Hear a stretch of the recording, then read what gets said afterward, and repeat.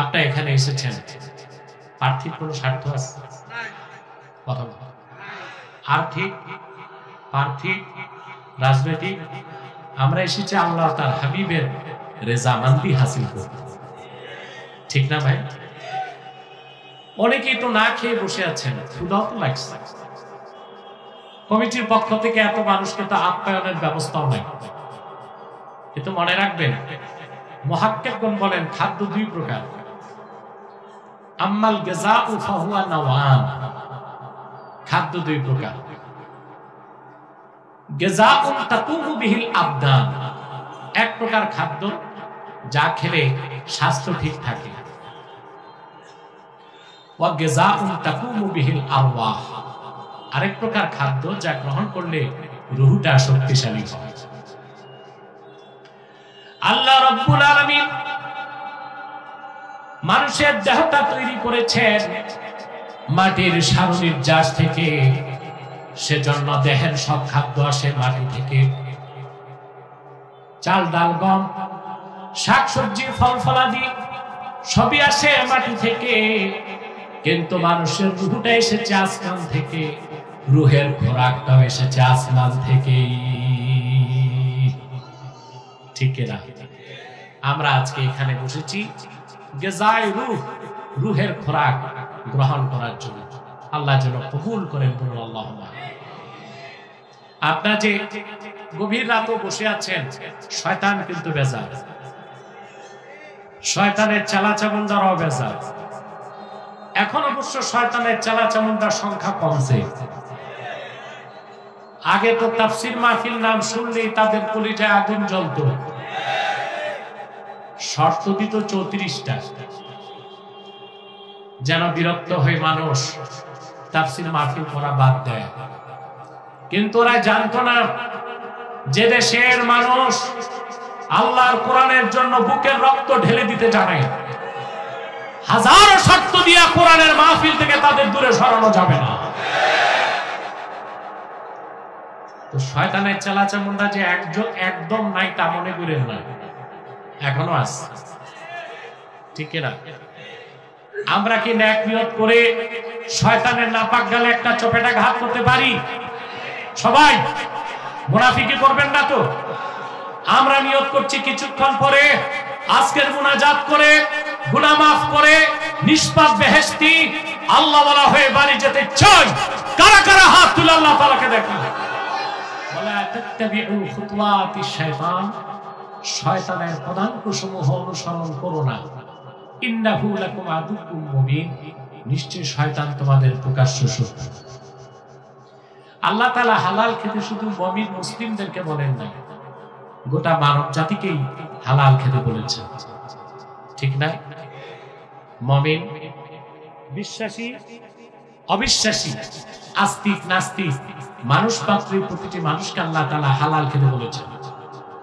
প্রশ্ন হচ্ছে, আমরা তো জানি হালাল খাওয়া নেক আমল, আর ঈমানবিহীন নেক আমল কবুল হতে, তাহলে কাফের মুশরিক হালাল খেলে তাদের লাভ কি? প্রশ্ন আসে না? ঈমান ছাড়া কোন আমল কবুল হবে? জোরে বলতে হবে। আর যে ব্যক্তি মুহাম্মদ সাল্লাল্লাহু আলাইহি ওয়াসাল্লামের আনিত দ্বীন ইসলামকে বিশ্বাস করবে না, ঈমান আনবে না, তার নামাজ, তার রোজা, তার হজ, তার যাকাত, কোন একটা আমল আল্লাহর কাছে গৃহীত হবে না, বরং কাল কিয়ামতের দিন সে ক্ষতিগ্রস্তদের কাতারে শামিল হয়ে যাবে। তাহলে কাফের মুশরিক হালাল খেলে লাভ কি? প্রশ্ন আসে কিনা?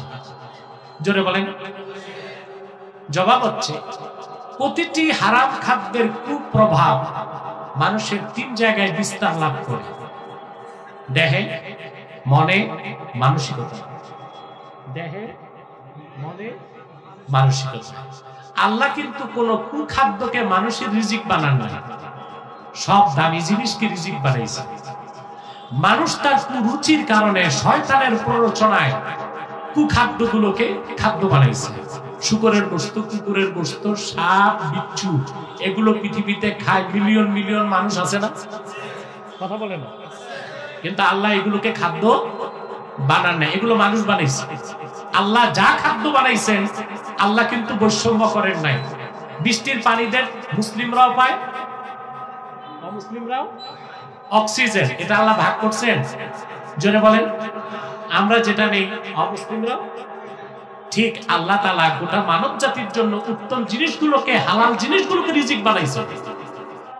মানব জাতিকে আমি সম্মানিত করেছি, জল এবং স্থলে কর্তৃত্ব দিয়েছি, আর সবচেয়ে দামি জিনিসগুলোকে, পবিত্র জিনিসগুলোকে তাদের জন্য রিজিক বানাই দিছি।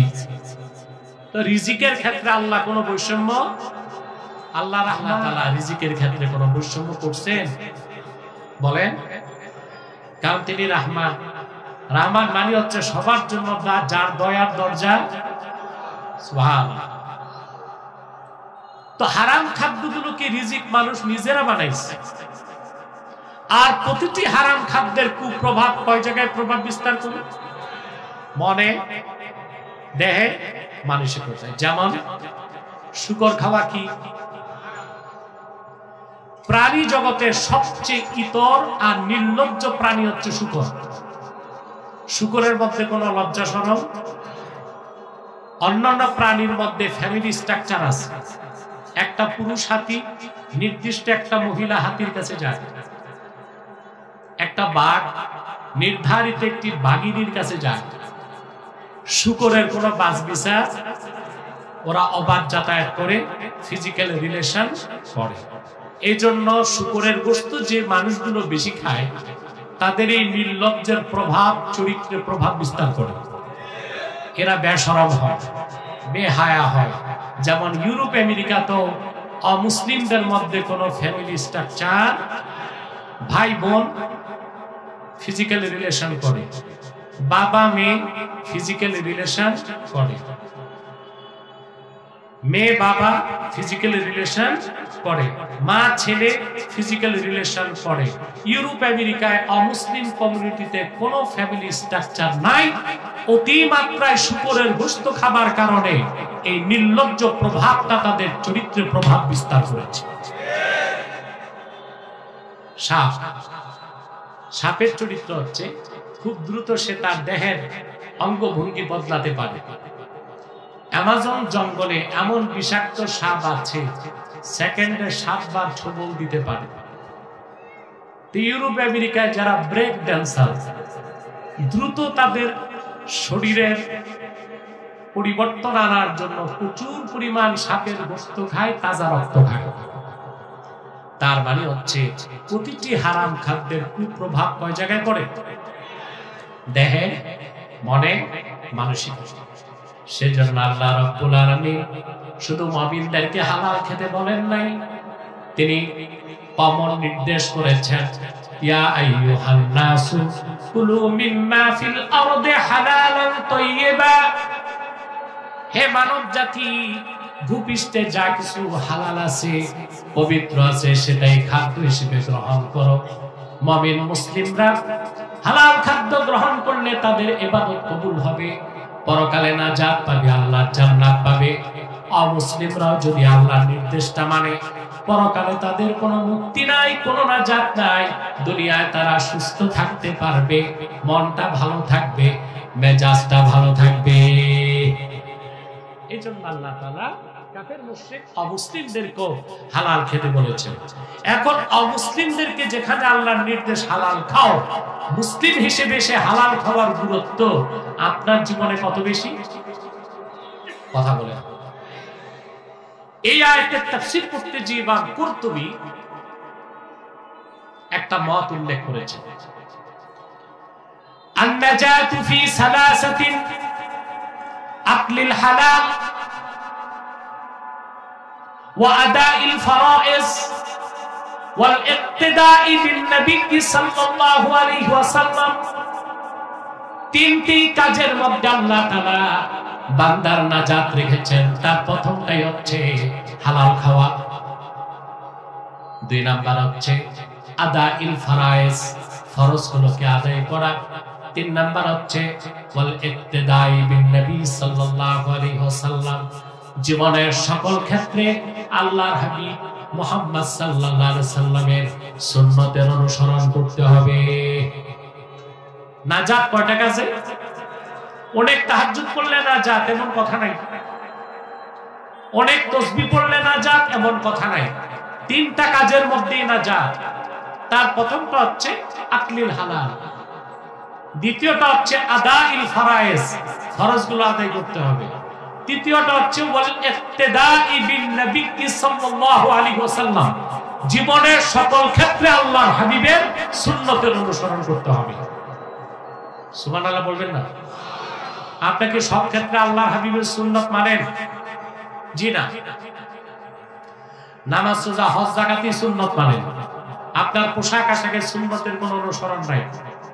আপনার শিক্ষা জীবনে, সাংস্কৃতিক জীবনে, আর্থিক জীবনে, রাজনৈতিক জীবনে কোরআন সুন্নাহর কোনো অনুসরণ যদি থাকতো তো বাংলাদেশে বহু আগে ইসলামী হুকুমত কায়েম হয়ে যেত, ঠিক না?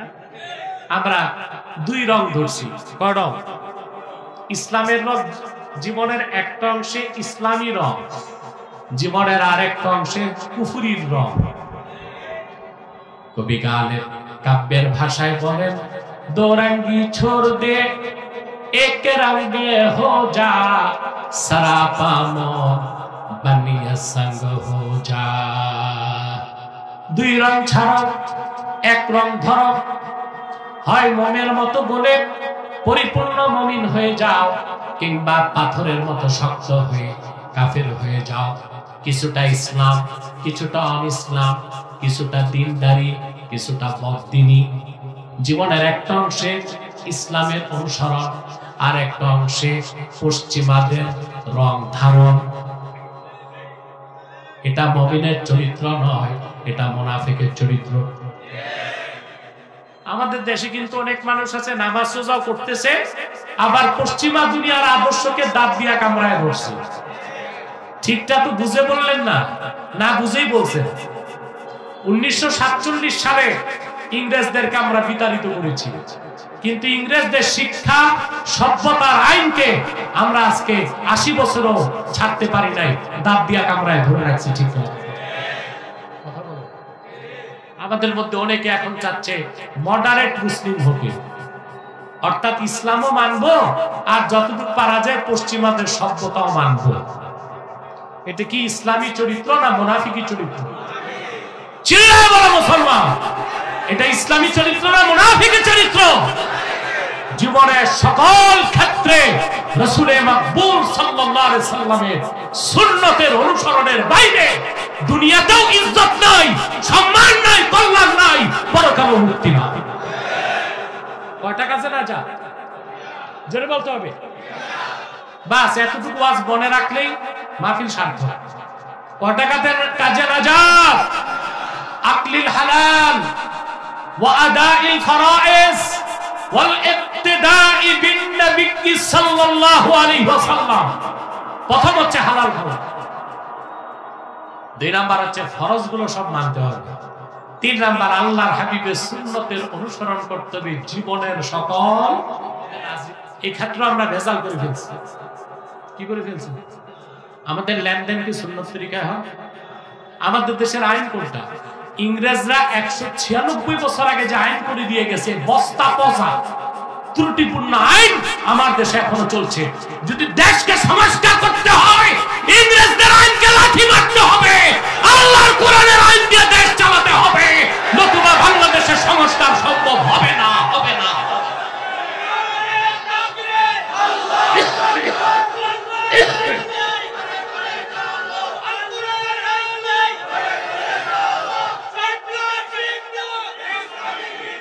আমার ভাইরা, সংস্কার করতে হবে মূল জায়গায়। কোথায়? আইন বদলান। এই ত্রুটিপূর্ণ আইনে পৃথিবীর কোথাও ইংরেজদের আইন এখন চলে না। এই আইনের বয়স কত বছর হয়েছে? 196 বছর। সারা দুনিয়াতে কোথাও ইংরেজদের আইন চলছে না, কিন্তু আমার দেশে ইংরেজরা নাই, ইংরেজদের পোষ্য পুত্ররা আছে। এই আইনকে ছাড়তে পারে না। তারপরে দেশে এখন টক অফ দা কান্ট্রি হচ্ছে রিকনস্ট্রাকশন অফ কনস্টিটিউশন। সংবিধানকে সংস্কার করতে হবে। এটা আমরাও চাই। 72 সংবিধানে দেশ চলতে পারে না। পারে? ৭২-এর সংবিধান লেখা হয়েছে ভারতের প্রেসক্রিপশনে। ভারত কোনদিন চায় না বাংলাদেশ বিশ্ব মানচিত্রে একটি স্বনির্ভর ইসলামী রাষ্ট্র হয়ে গড়ে উঠুক। অতঃপর ডাক্তার কামালের মতো কুলাঙ্গারদের রচিত সংবিধানকে আগাগোড়া বদলাতে হবে। এটা কুফরি বান্ধব সংবিধান, তা চলবে না। ইসলাম বান্ধব সংবিধান চান আপনারা? আমার ভাইরা, এই সংবিধানের প্রেসক্রিপশন এসেছে ভারত থেকে। ৭২-এর সংবিধান, এটা বদলাতে হবে, পুরাই বদলাতে হবে। এটা কুফর বান্ধব সংবিধান, আমরা চাই ইসলাম বান্ধব সংবিধান। চান আপনারা? তাহলে রাসূলুল্লাহ সাল্লাল্লাহু আলাইহি ওয়াসাল্লামের সুন্নতের অনুসরণ কি শুধু নামাজ রোজায় না, জীবনের সকল ক্ষেত্রে করতে হবে? কয়টা কাজে না যায়? জোরে বলতে হবে। তার প্রথমটা কি? আমাদের ভেজালটা এখানে। সুদের টাকা, ঘুষের টাকা, চাঁদাবাজির টাকা, টেন্ডারবাজির টাকা, দুর্নীতির টাকা, ঋণ খেলাফির টাকা, হারাম টাকাগুলো আজ আমাদের রন্ধ্রে রন্ধ্রে পৌঁছে গেছে। সেজন্য আমরা নামাজ পড়ি আবার সুদ খাই, নামাজ পড়ি ঘুষ খাই। কথা বল। সামান্য একটি পিপিলিকা আল্লাহর কাছে সাহায্য চাইলে সাহায্য পায়। প্রচন্ড গরমে মাঠে ঘাটে প্রাণীগুলো গরমে যখন হাঁসফাঁস করে, তাদের চোখের পানি দেখলে আল্লাহ বৃষ্টি দিয়া ঠান্ডা করে দেন। সমুদ্রের অতল তলদেশে ছোট্ট একটি কীড়া বা পোকা, একটি ব্যাকটেরিয়া যদি মুহা করে রিজিক চায় আল্লাহ দিয়ে দেন। কিন্তু আশরাফুল মাখলুকাত আমরা চোখের পানি দিয়া বুক ভাসায় দিয়ে কিন্তু আল্লাহ তাআলা আমাদের দোয়া কবুল করেন না।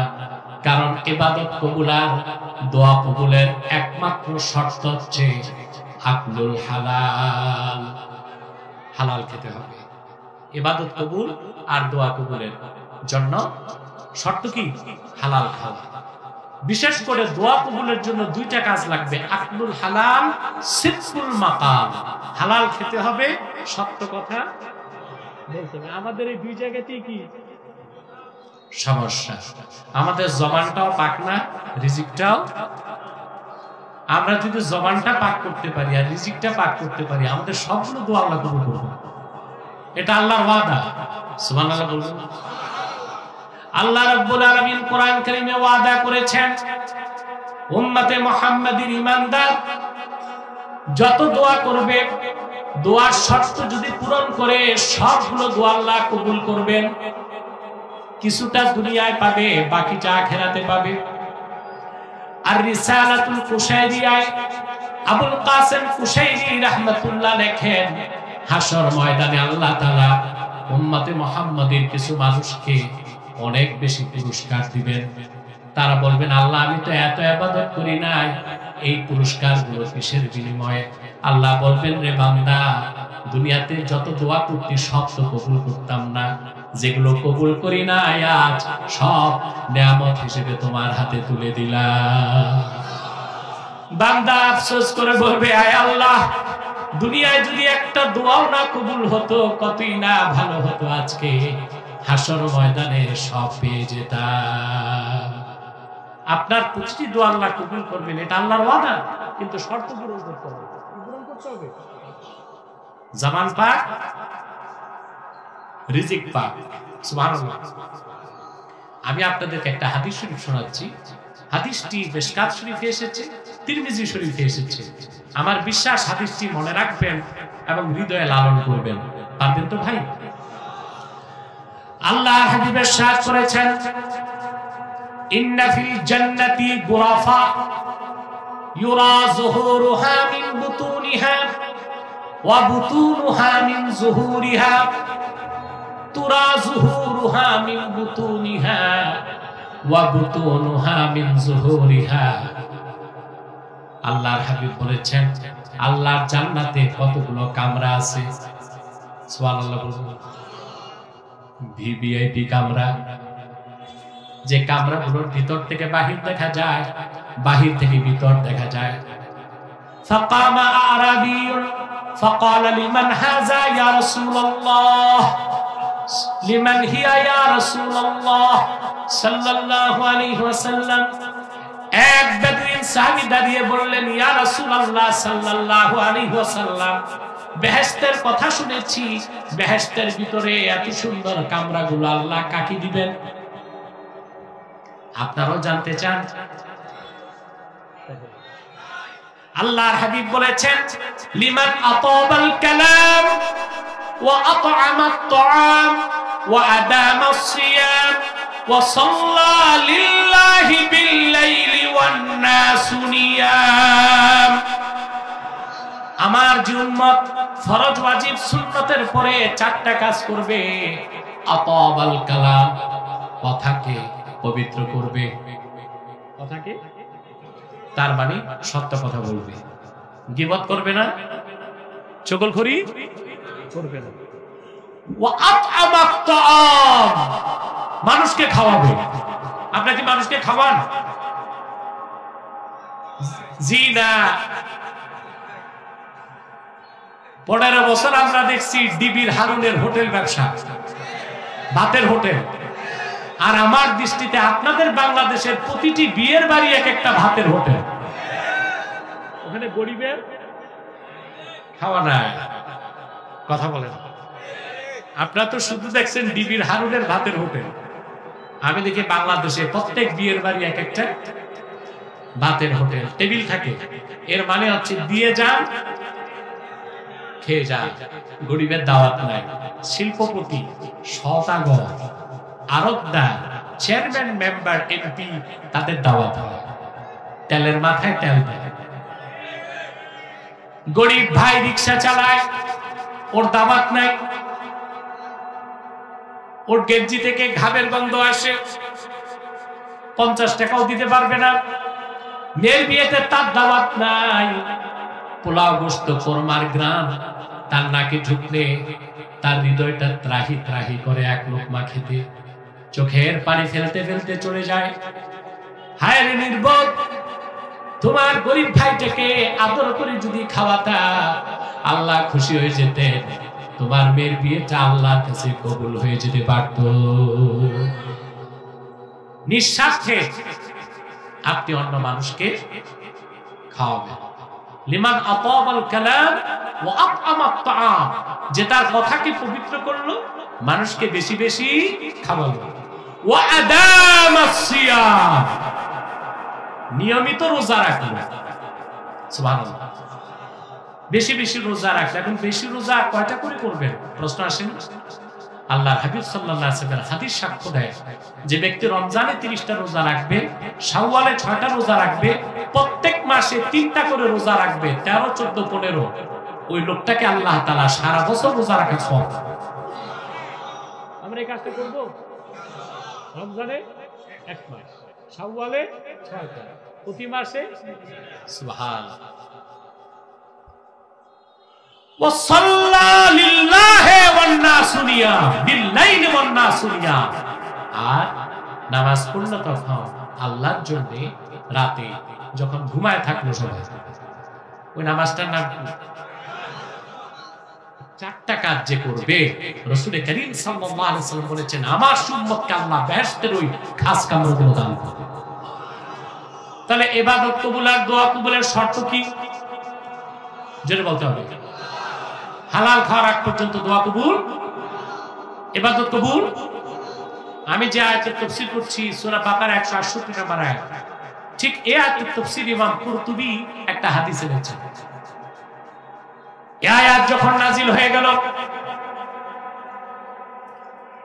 কামা সাদ ইবনে আবি ওয়াক্কাস রাদিয়াল্লাহু তাআলা আনহু فقال يا رسول الله صلى الله عليه وسلم ادعو الله ان يجعلني مستجاب الدعوه। সাদ ইবনে আবি ওয়াক্কাস বললেন, ইয়া রাসূলুল্লাহ, ইয়া হাবিবাল্লাহ, আল্লাহর কাছে আমার জন্য দোয়া করুন, আল্লাহ যেন আমারে মুস্তাজাবুদ দাওয়াত বানায় দেন। মুস্তাজাবুদ দাওয়াত বলা হয় সেই ব্যক্তিকে যে ব্যক্তি হাত তুললে আল্লাহ হাত ফেরত দেন না, দোয়া কবুল করে নেন। আল্লাহর হাবিব সাদ ইবনে আবি ওয়াক্কাসকে দোয়া কবুলের জন্য একটা আমল দিলেন। আল্লাহর হাবিব বললেন, আতিব মাতআমাক তাকুন মুস্তাজাবাত দাওয়া। সাদ, তুমি তোমার রিজিকটারে পবিত্র করো, তুমি আল্লাহর হুকুমে মুস্তাজাবুদ দাওয়াত হয়ে যাবা। রাসূলুল্লাহর সাহাবীগণ প্রত্যেকেই ছিলেন মুস্তাজাবুদ দাওয়া। তারা হাত তুললেই আল্লাহর কাছে দোয়া কবুল হয়ে যায়। সূরাতুর রহমানের তাফসীরে ইমাম রাজি তাফসীর কবীরে একটা হাদিস উল্লেখ করেছে। রাসূল করিম সাল্লাল্লাহু আলাইহি সাল্লামের জলিলুল কদর সাহাবী যায়েদ ইবনুল হারিসা রাদিয়াল্লাহু তাআলা, নাম শুনছেন? সাহাবীদের মধ্যে সবচেয়ে সর্বশ্রেষ্ঠ কে ছিলেন? জোরে বলতে হবে। আবু বকর সিদ্দিক রাদিয়াল্লাহু তাআলা, ঠিক না?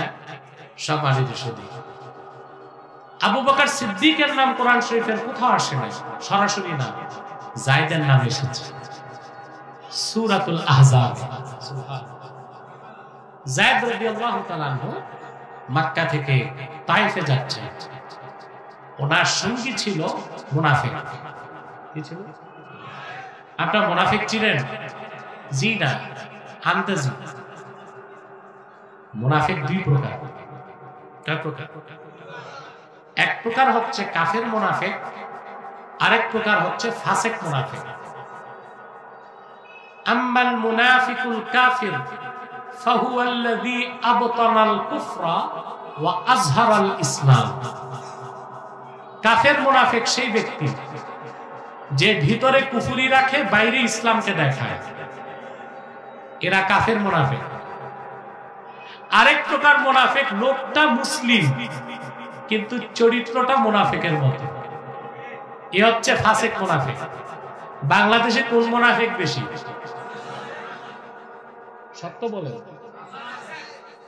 ফাসিক মুনাফিকের আলামত চারটা। কয়টা? আল্লাহর হাবিব ইরশাদ করেছেন, আরবাউন মান কুন্না ফীহি কানা মুনাফিকান খালিসা। চারটি খাসলত যার মধ্যে একত্রিত হবে সে লোকটা নির্ভেজাল মুনাফিক। চারটার একটা যদি থাকে মনে করতে হবে তার মধ্যে মুনাফিকি রয়ে গেছে। হাত্তা ইয়াদাহা, যতক্ষণ সে তা ছেড়ে না দেয়। কয়টা খাসলত? মুসলমানের মধ্যে এই চারটা খাসলত পাওয়া গেলে সে কি?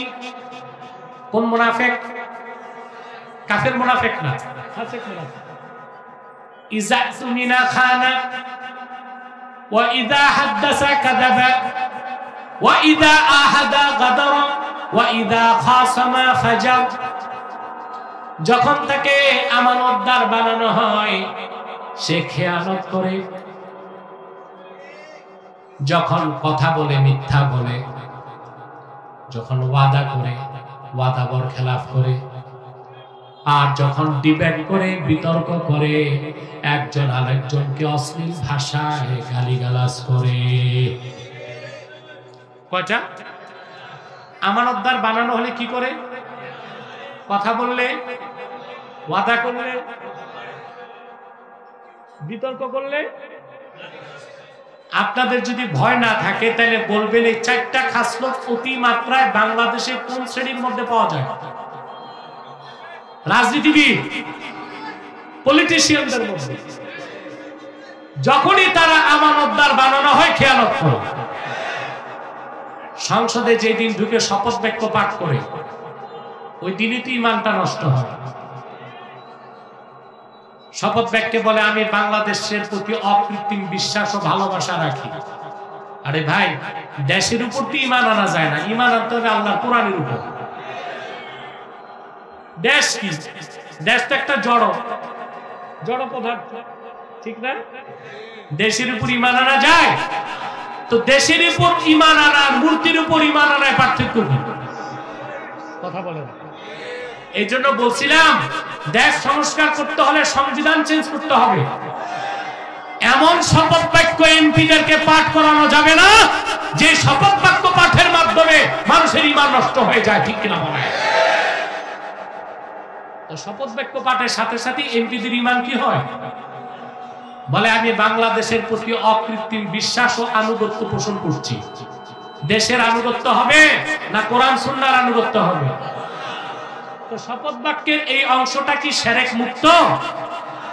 কথা বলেন। এরপরে বলে আমি দেশের স্বার্থের বিরুদ্ধে কিছু করব না, দেশের সম্পদ রক্ষা করব। এমপি হওয়ার পর কি পরিমাণ চুরি করে 15 বছরে দেখছে।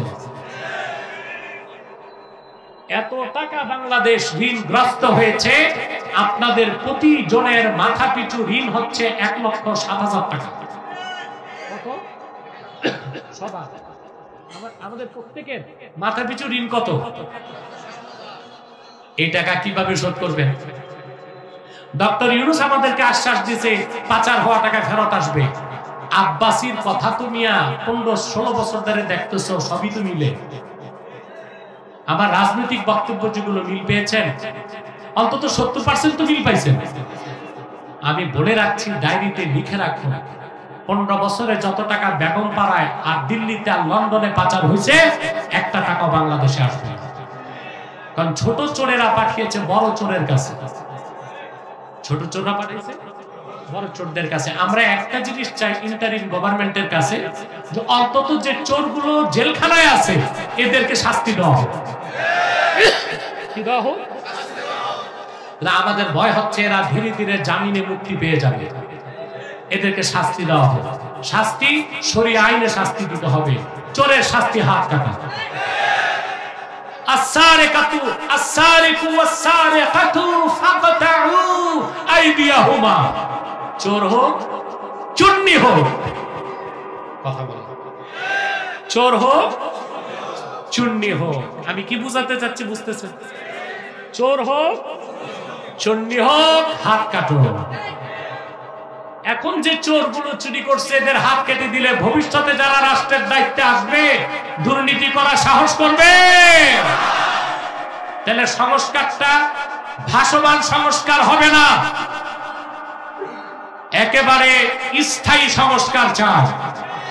দুর্নীতিবাজদের এমন শাস্তি নির্ধারণ করতে হবে, দেশ স্বাধীনের পর থেকে আজ পর্যন্ত যারা দুর্নীতির সাথে জড়িত হয়েছে আগামী নির্বাচনে তাদের ইলেকশন করতে দেওয়া যাবে না।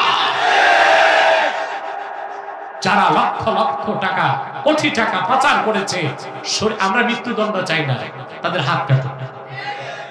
তাহলে ভবিষ্যতে কেউ রাষ্ট্র ক্ষমতায় গেলে চুরি করবে, দুর্নীতির কথা চিন্তা করবে। যদি সেটআপ চেঞ্জ হয়, পলিসি চেঞ্জ না হয়, কিচ্ছু হবে না। দেশের কাঙ্ক্ষিত পরিবর্তন সম্ভব হবে না। কথা বলেন। আমি এই সরকার বসার পর অনেক সমালোচনা করেছি, যেটা কোরআন সুন্নাহর আলোকে দরকার তা করছি, আর যেটা প্রশংসা করা দরকার তা প্রশংসা করেছি। ভারতের বিরুদ্ধে আমি সরকারকে পরামর্শ দিয়েছিলাম 3টা। কয়টা? আলহামদুলিল্লাহ তিনটাই তারা গ্রহণ করেছে। আমি বলেছিলাম একটা এয়ার বেস করতে হবে ভারতের পাশে লালমনিরহাটে, সরকারের সিদ্ধান্ত নিয়েছে। আমি বলেছি ভারতের সাথে বাণিজ্য চুক্তি বন্ধ করে অন্য দেশের সাথে করতে হবে, সরকার তাও শুরু করছে।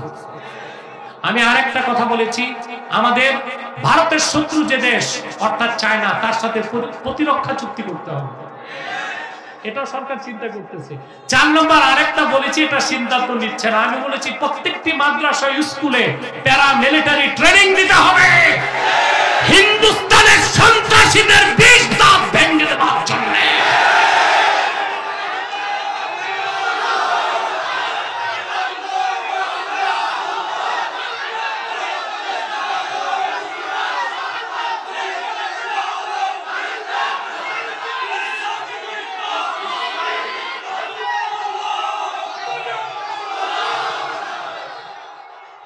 আমার ভাইরা, ভারতের সাথে কোনো আপোষ চলবে না। কোন দল যদি তাদের দালালি করে সেই দলকে বয়কট করতে হবে। তারা আমাদের শত্রু। হ্যাঁ, প্রতিবেশীর সাথে সম্পর্ক রাখা যায়, কিন্তু প্রতিবেশীকে এনিমি স্টেট ঘোষণা করে সম্পর্ক করা যায়। ভারত আমাদের বন্ধু রাষ্ট্র, সে হচ্ছে আমাদের এনিমি স্টেট, শত্রু রাষ্ট্র। শত্রু রাষ্ট্র মাথায় রেখে আমরা বন্ধুসুলভ চুক্তি করতে পারি না, আমরা ব্যবসায়িক চুক্তি করতে পারি। আর ওদের সাথে আমাদের প্রতিরক্ষা চুক্তিও চলবে। ওরা হুমকি দেয় আমাদেরকে দখল করবে। আরে হিন্দুস্তানের সন্ত্রাসীরা, সন্ত্রাসী মোদির উত্তরসূরিরা বাংলাদেশকে সিকিমের মতো চিন্তা করবে না। লেন্দুদ্দর্জির মতো মুনাফিকের জায়গা বাংলাদেশে নয়। 14 কোটি মুসলমান অস্ত্র হাতে তুলে নিবে দেশের স্বাধীনতা রক্ষা। সেজন্য আমি সরকারকে বলেছি, প্রত্যেকটা মাদ্রাসায় এবং স্কুলে 18 বছর বয়স হয়েছে এবং প্রত্যেককে প্যারা মিলিটারি ট্রেনিং দিতে হবে। আপনি এটা চান? সকল দল থেকে দাবি উঠলে সরকার এটা সিদ্ধান্ত নিতে পারে। তো যে কথা বলছিলাম, মুনাফিকের আলামত কয়টা? প্রথম হচ্ছে আমানতের, ক্ষমতায় যে শপথ বাক্যের পরের পাঠের পরে শুরু হয় কি? খেয়ানত। 2 নাম্বার হচ্ছে যখন কথা বলে মিথ্যা কথা। নির্বাচনের আগে মাইক দিয়ে বলবে, ভাই সব আমি আপনাদের সেবায় রাতের ঘুম হারাম করেছি। জনসেবা না পেট সেবা? 3 নাম্বার যখন ওয়াদা করে ভঙ্গ করে। নির্বাচনের আগে আপনাদেরকে নেতারা আশ্বাস দেয়, আপনারা আমাকে ভোটটা দেন একবার, আপনাদের কুকুরগুলো ভরে দিব মাছে, গোলাচে, রূপার বাটিতে, দুধ ভাত খাওয়াবো। নির্বাচনের পর দেখা যায় ছাই ভাত কপালে জুটে না। ওয়াইদা আহাদা গাদা, আর যখন ওয়াইদা হাসামা ফাজা, যখন বিতর্ক করে। আপনারা দেখছেন জাতীয় সংসদে এক এমপি আরেক এমপির 14 গোষ্ঠী কিভাবে উদ্ধার করে। তাহলে মুনাফিকের 4টা আলামত বাংলাদেশের অধিকাংশ নেতাদের মধ্যে আছে। সব নেতা না, অধিকাংশ নেতাদের মধ্যে আছে। অতএব আমাদের এখন মূল সংস্কার লাগবে নেতৃত্বে। কথা বলে, দেশে 3 লক্ষের উপর মসজিদ আছে, 10,000 মাদ্রাসা আছে, যেখানে তাফসীর মাহফিল জনতার জনস্রোত হয়, পীর মুরিদের কোনো অভাব নাই। কিন্তু বাংলাদেশকে এখন আমরা সঠিক গন্তব্যে পৌঁছাতে পারি নাই। তার কারণ যারা এই চালকের আসনে যায় ওরা মুনাফিকি করে। কি করে? কক্সবাজার থেকে একটা বাস ঢাকা যাবে, বুঝলেন? কমফোর্টেবল বাস, খুব দামি, 40 সিট। একটা উদাহরণ দিচ্ছি, সামনের 10 সিটে 10 জন বড় পীর সাহেব, তারপর 10 জন সেলিব্রিটি বক্তা, তারপর 10 জন মুহাদ্দিস, তারপর 10 জন সুফি দরবেশ। কয়জন বাসে? শুধু ড্রাইভিং সিটে বসায় দিবেন একজন ইয়াবাখোর মাতাল। বাস ঢাকা পৌঁছবে? কথা বলেন না, আগেই অ্যাক্সিডেন্ট হবে। তো 3 লাখ মসজিদ আছে আমাদের, 10,000 মাদ্রাসা আছে, ওয়াজ মাহফিলের অভাব নাই। এতগুলো ইসলামী রাজনীতির ব্যানারে দল আছে, দেশকে আমরা সঠিক প্রপার ট্র্যাকে উঠাতে পারছি না। তার একটাই কারণ, এই জাতি বারবার ধোঁকা খেয়েছে, প্রতারিত হয়েছে। এই জাতিকে ধোঁকা দিয়েছে 200 বছর ইংরেজরা। লক্ষ লক্ষ মুসলমানের রক্তের বিনিময়ে 1947 সালে এই দেশকে স্বাধীন করা হয়েছিল। তারপর নেতৃত্বে এসেছে যারা 24 বছর পাকিস্তানের শাসকরা এই দেশের মানুষকে ধোঁকা দিয়েছে। 1971 পরে যারা দায়িত্ব নিয়েছে, কোরআন সুন্নাহর পক্ষ না দিয়ে তারা পশ্চিমাদের গোলামি করেছে, দালালি করেছে, মুনাফিকি করেছে দেশের মানুষের সাথে। অতএব দেশকে যদি প্রপার ট্র্যাক, সঠিক গন্তব্যে পৌঁছাতে হয়, অবশ্যই সংস্কার আনতে হবে নেতৃত্বে। মুনাফিক নেতাদেরকে ভোট, আপনি যেই দলই করেন, প্রত্যেক দলে কিছু ভালো মানুষ তো আছে। আপনি যেই দল করেন সেই দলের নেতাটাকে ভোট দেবার আগে দেখবেন সে কাফের মুশরিক মুনাফিক কিনা। যদি দেখেন কাফের মুশরিক মুনাফিক, তাকে বয়কট করুন। যদি দেখেন সে মুসলিম, তারপর দেখবেন সে নামাজ পড়ে কিনা। যদি দেখেন সে নামাজ পড়ে, তারপর দেখেন সে হালাল কামাই করে কিনা। ওই রকম নেতাকে ভোট দেন।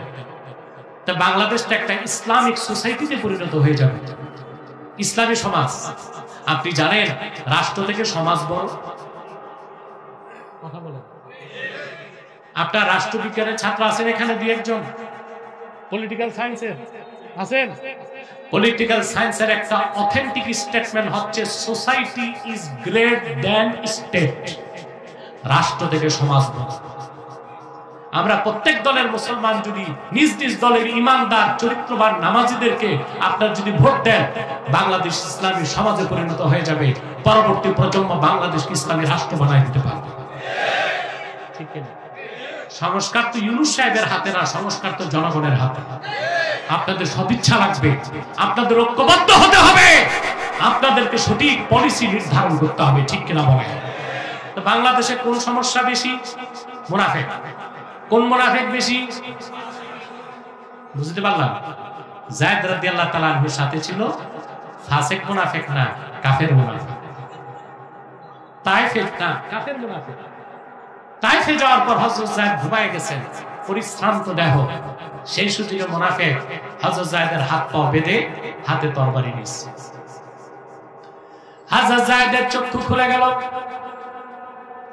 হতবাক হয়ে তিনি বললেন, ভাই তুমি তো আমার সফর সঙ্গী, কেন তুমি আমাকে হত্যা করতে চাও? মুনাফিক হযরত যায়েদকে জবাব দিল, আমি মুসলিম না, আমি মুনাফিক। আমি কি? তোমরা যে মুনাফিক বলো, আমি সেই মুনাফিক। কখনোই আমি মুসলমান হই নাই। বলে ঠিক আছে ভাই, তুমি মুনাফিক, তা আমাকে হত্যা করতে চাও কেন? মুনাফিক কি জবাব দিয়েছে জানেন? একটা জবাব দিয়েছে, লিআন্নী আ'লামু আন্না মুহাম্মাদান সাল্লাল্লাহু আলাইহি ওয়াসাল্লাম ইউহিব্বুকা ওয়া আনা উবগিদুহু। কারণ আমি জানি মুহাম্মদ সাল্লাল্লাহু আলাইহি সাল্লাম তোমাকে স্নেহ করেন, আর আমি মুহাম্মদ সাল্লাল্লাহু আলাইহি সাল্লামের সাথে দুশমনি রাখি। তোমাকে হত্যা করলে আল্লাহর হাবিব মুহাম্মদ সাল্লাল্লাহু আলাইহি সাল্লাম কষ্ট পাবেন, এটাই আমার লাভ, আর কোনো স্বার্থ আমার নাই। যুগে যুগে কাফেররা যে মুসলমানদের উপর নির্যাতন করেছে, তার কারণ একটাই, মুসলমান কেন মুসলমান হয়েছে। ভারতের সাথে নেপালের সম্পর্ক কি দুশমনি না বন্ধু সুলভ? কথা বলেন। বন্ধু, কারণ নেপাল একটা হিন্দু রাষ্ট্র। ভারতের সাথে শ্রীলঙ্কার সম্পর্ক বন্ধু সুলভ, ওইটা একটা হিন্দু রাষ্ট্র। ঠিক কিনা? বাংলাদেশের সাথে ভারতের ফরেন পলিসি এইরকম কেন? তার একটাই কারণ, বাংলাদেশ মুসলিম অধ্যুষিত রাষ্ট্র। ভারত কখনো আমাদের বন্ধু বানাবে না, আমরাও তাদেরকে বন্ধু বানাতে পারি না। আমরা ভারত না গেলে কি হবে? ওরা না আসলে না খেয়ে মরবে, ওদের আলু পেঁয়াজ সব পচে যাচ্ছে। কলকাতার ডাক্তাররা বাংলাদেশি রোগীদের কাছে ক্ষমা চাচ্ছে, ব্যবসায়ীরা বলতেছে যে আপনারা মনে কষ্ট নিয়েন না, 10% ছাড় দিব, ডিসকাউন্ট। আপনারা কক্সবাজারে দেন ডিসকাউন্ট পর্যটকের জন্য, আর কলকাতার ডাক্তাররা বলতেছে 10% ডিসকাউন্ট। আসুন, আমার মনে হয় আর কিছুদিন ব্যবসা বন্ধ হলে ওরা বলবে, হে দেবতার আসুন, ফ্রি ট্রিটমেন্ট। ঠিক কিনা? তাহলে মুসলমানদের সাথে অমুসলিমদের শত্রুতার মূল কি? ইসলাম। মূল কি? হযরত যায়েদ বললেন, তা তুমি আমাকে হত্যা করবে? বলে হ্যাঁ, তোমাকে হত্যা করব। হযরত যায়েদ রাদিয়াল্লাহু তাআলা আনহু গুহার ভিতর থেকে আকাশের দিকে তাকিয়ে মহান আল্লাহকে ডাক দিলেন, আগিসনি ইয়া রহমান, হে রহমান, তুমি আমাকে সাহায্য করো। সঙ্গে সঙ্গে বিকট শব্দে একটা ধমকের আওয়াজ আসলো, লা তাকতুলহু ইয়া ফুলান, হে মুনাফিক, যায়েদকে হত্যা করো না। মুনাফিকের হাত কাঁপতে লাগলো। নির্জন নিভৃত এই জনপদে কোনো মানুষ তো দেখি না, আমাকে ধমক কে দিল? আবার শুদ্ধত হয়েছে জবাই করতে, দ্বিতীয়বার ধমক আসলো আরো জোরে, তার হাত নেমে গেল। তৃতীয়বার আবার উদ্যত হয়েছে, আরো বিকট শব্দে ধমকের আওয়াজ। তরবারি রেখে বাইরে গেল সে, কে ধমক দেয় দেখতে। যে দেখে গুহার বাহিরে একটি ঘোড়ার পিঠে সুদর্শন যুবক বসে আছেন, মাথায় তার সাদা পাগড়ি, শরীরে সবুজ পোশাক, হাতের মধ্যে নাঙ্গা তরবারি। যুবকটি ঘোড়ার পিঠ থেকে নেমে বাম হাতে মুনাফিকের গর্দান ধরে ডান হাতে তার গর্দান কেটে দিল। গুহার ভিতরে ঢুকে যুবকটি হযরত যায়েদের হাত পায়ের বাঁধন খুলে দিলেন। হযরত যায়েদ দাঁড়িয়ে গেলেন। সুদর্শন যুবকটি যায়েদের কপালে চুমু দিয়া বললেন, আমাকে চিনতে পেরেছেন আমি কে? বলে না। সুদর্শন যুবকটি বলল, আমি আল্লাহর মুকাররাব ফেরেশতা, আমার নাম জিবরিল আমিন। যায়েদ, আপনি যখন মৃত্যুর হাত থেকে বাঁচার জন্য আল্লাহর কাছে আল্লাহকে আগিসনি ইয়া রহমান বলে ডাক দিয়েছেন, আমি জিবরিল ছিলাম সিদরাতুল মুনতাহায়। আল্লাহ আমাকে নির্দেশ করলেন, আদ্রিক আব্দি, রে জিবরিল, আমার হাবিবের স্নেহের সাহাবী যায়েদ আমারে ডাক দিয়েছে সাহায্যের জন্য। জিবরিল, তুমি যায়েদের সাহায্যে চলে যাও। আমি দেখলাম সিদরাতুল মুনতাহা থেকে আস্তে আস্তে আপনাকে কতল করে ফেলা হবে। প্রথম ধমক দিলাম আমি যখন সিদরাতুল মুনতাহায়, দ্বিতীয় ধমক দিলাম তখন আমি প্রথম আকাশে, তৃতীয় ধমক দিলাম যখন তখন আমি তায়েফের মাটিতে। সুবহানাল্লাহ। আল্লাহকে ডাক দিলেই আল্লাহ জবাব দিবেন। যদি রিজিক হালাল খাবেন, কথা বলেন। রাসূল করিম সাল্লাল্লাহু আলাইহি ওয়াসাল্লামের সাহাবীগণ আল্লাহকে ডাকলেই কাছে পেতেন। আমরা কেন পাই না? আমাদের সমস্যা হচ্ছে ঈমানের ত্রুটি আর রিজিকগুলো কি হারাম। নাউজুবিল্লাহ বলবেন। হালাল খাবেন তো? এখন আমার আলোচনা থেকে শিক্ষা যেটা দিব আপনাদেরকে, টিচিং সবক একটা লাগবে না? হালাল খেতে চান কিন্তু কামাই করবেন হারাম, তা কি সম্ভব? হালাল খাওয়া কি ফরজ, হালাল কামাই করা কি? শরীয়তের একটা উসুল আছে, মা ইউজি ইলাল ফারজে ফাহুয়া ফারজুন। ফরজের জন্য যেটা দরকার ওইটাও ফরজ। নামাজ পড়া কি, ওযু করা কি, ওযুর পানি খোঁজা কি, এটা বলতেছে। নামাজ পড়া কি, ওযু করা কি, ওযুর পানি খোঁজা কি। পানি না পাইলে তায়াম্মুম করা যাবে না, 1 মাইল পানি খুঁজতে হবে। কতটুকু? নামাজ পড়া যেমন ফরজ, ওযু করা ফরজ, ওযুর পানি খোঁজা কি, হালাল খাওয়া কি, হালাল কামাই করা কি। সেজন্যই হাদিস শরীফে এসেছে, আল্লাহর হাবিব ইরশাদ করেছেন, আকলুল হালালে কাসবুল হালালে ফরিদাতুন বাদাল ফরিদা। নামাজ ফরজের পরে বান্দার উপর সবচেয়ে বড় ফরজ হচ্ছে হালাল কামাই করা। সুবহানাল্লাহ বলেন। একটু দূরে বসেন, হাত লাগবে। আল্লাহ রাব্বুল আলামিন কোরআন কারীমে সেজন্য নির্দেশ করেছেন। আল্লাহ পাক বলেন, ওয়া ইযা নুদিয়া লিস-সালাতি মিন ইয়াউমিল জুমআহ ফাসআউ ইলা যিকরিল্লাহি ওয়া দারুল বাই'। জুমার দিন যখন আজান হয়, ব্যবসা বাণিজ্য বন্ধ করো, আল্লাহর জিকিরে দৌড়ে যাও। আল্লাহর জিকিরে। আপনার একটা মাসালা না জেনে ভুল করেন, জুমার দিন আজানের পর দোকান খোলা রাখেন, খেত খামারে থাকেন। এটা হানাফি ফিকহের মতে মাকরু তাহরিমা, করিবুল হারাম, বাইয়ে বাতিল না, বাইয়ে ফাসিদ। জুমার দিন আজান, জুমার আজানের সাথে সাথে কেনা বেচা, বাজার, ব্যবসা বাণিজ্য কি করতে হবে? এটা পালন করেন আপনারা? জি না, করে না, করে না। কোথায় করে? ইমাম সাহেব যখন খুতবা শেষ করে জামাতে দাঁড়ায়, তখন দেখা যায় মুসল্লি কুর্তার ভিতরে হাত ঢুকাইতে ঢুকাইতে মসজিদে দৌড়ায়। মাঝে মাঝে ভুলে দেখা যায় কুর্তা না সালোয়ারের ভিতরে হাত ঢুকাইতেছে। এটা জায়েজ না? না জায়েজ? আল্লাহর স্পষ্ট নির্দেশ, ওয়া দারুল বাই', কেনা বেচা কি করো।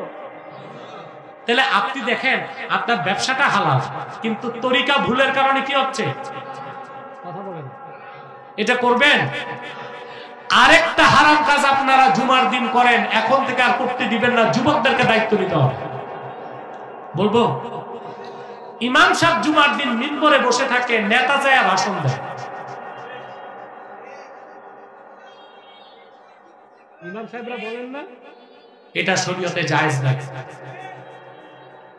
হানাফি মাযহাবের সমস্ত ফুকাহা একমত, ওয়া ইযা সাইদাল ইমামু আলাল মিম্বার লা সালাতা ওয়ালা কালামা ওয়ালা সালামা ওয়ালা রাদ্দাস সালাম।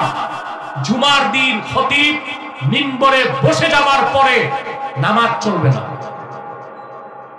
জিকির চলবে না, সালাম চলবে না, সালাম দিলে জবাব দেওয়া যাবে। সেখানে কোথাকার পাতি নেতা সাথী নেতা ইমাম রে বসায় জুমার দিন বক্তব্য দেয়, এটা জায়েজ না? না জায়েজ। দিবেন এটা করতে? আপনি বলবেন নেতাজি যদি আপনার বক্তব্য রাখার শখ থাকে জুমার নামাজের পর আপনি বক্তব্য দিবেন। ওই বেটা দেখবে আর মুসল্লি নাই, ইমাম মুয়াজ্জিন আর খাদেম বসে আছে। তো দরকারটা কি জুমার দিনে সে রেডিমেড জামাতে মুসল্লি বসায় বক্তব্য দেবা? কথা বলেন, এই কাজগুলো করবেন না বাধা দিবেন? বিনয়ের সাথে ভদ্রতার সাথে বলবেন যে না, ইমাম মিম্বরে বসার পরে অন্য কোন লেকচার বা আলোচনা চলবে, শুধুই খুতবা। শুধুই কি খুতবার পরে কি সালাত, ঠিক কি না? এটা বলবেন কেমনে? নেতার পক্ষে তো কিছু ফাসেক ফাসেক দাঁড়ায় যাবে। আমার মনে হয় যুবকরা যদি ঐক্যবদ্ধ থাকেন এই বেদাতকে মসজিদগুলো থেকে মুক্ত করা যাবে ইনশাআল্লাহ। পারবেন না? পারবেন? আল্লাহ কি বলেছেন? জুমার দিন তোমরা আযান হলে আল্লাহর জিকিরে যাও। এরপরে আল্লাহ তাআলা বলেন ফাইদা কুদিয়াতিস সালাতু ফান্তাশিরু ফিল আরদ ওয়াবতাগু মিন ফাদলিল্লাহ। আর যখন জুমার নামাজ হয়ে যায় তোমরা বসে থেকো না, জমিনে ছড়ায় পড়ো। তার মানে আল্লাহ এটা বলেন নাই জুমার দিন ছুটি কাটাবেন আর মাগরিব পর্যন্ত তাসবিহ পড়বেন। জুমার নামাজের পর আল্লাহ বলেছেন যার ব্যবসা আছে ব্যবসায় যাও, যার চাকরি আছে চাকরিতে যাও, যার কৃষি আছে কৃষিতে যাও, আল্লাহ প্রদত্ত রিজিক তালাশ করো। সুবহানাল্লাহ বলো। তার কারণ হচ্ছে কাসবুল হালালি ফরিদাতুন বাদাল ফরিদা। মুমিনের জন্য নামাজের পরে সবচেয়ে বড় ফরজ হচ্ছে হালাল কামাই করা। আল্লাহ যেন আমাদের হালাল খাওয়ার সুযোগ দেন। এবার তৃতীয় কথা, আল্লাহ শুধু হালাল খেতে বলে নাই, বলেছেন হালালান তাইয়্যিবা। হালাল খাও, পবিত্র জিনিস খাও। আর প্রশ্ন হচ্ছে হালাল কি আর পবিত্র কি, এখানে আবার পার্থক্য কেন? প্রশ্ন আসে না? হ্যাঁ, মুফাসসিরগণ লিখেন ইন্না বাইনাল হালালি ওয়াত তাইয়্যিবাতি ওয়াজহাল উমুমি ওয়াল খুসুস। হালাল এবং তাইয়্যিবাতের মধ্যে আম ও খাসের সম্পর্ক আছে। প্রত্যেকটা হালাল তাইয়্যিব নাও হতে পারে, কিন্তু প্রত্যেক তাইয়্যিব হচ্ছে হালাল। যেমন আপনার মুখে থুতু, এটা হালাল না হারাম? সন্দেহ আছে? মুখের থুতু কি? এখন কেউ আপনাকে ফ্রিজে থুতু দিয়ে বলল দোস্ত একটু চাটু, আপনি খাবেন? সে যদি বলে হালাল তো সমস্যা কি? এটা হালাল, কিন্তু তাইয়্যিব। এখন তাইয়্যিব কি? এটা সংজ্ঞা, বহুত সংজ্ঞা। এর মধ্যে আমি তিনজন মুফাসসিরের স্টেটমেন্ট শোনাচ্ছি, তারপর মুনাজাত করে দেব, কষ্ট হবে না তো? আল্লামা ইমাম জালালউদ্দিন সুয়ুতি হালালান তাইয়্যিবার ব্যাখ্যায় বলেছেন হালালান তাইয়্যিবা আই মুস্তালাজ্জা। খাদ্য শুধু হালাল হবে, হালাল হলেই হবে না, খাদ্যটা হতে হবে সুস্বাদু। কি হতে হবে?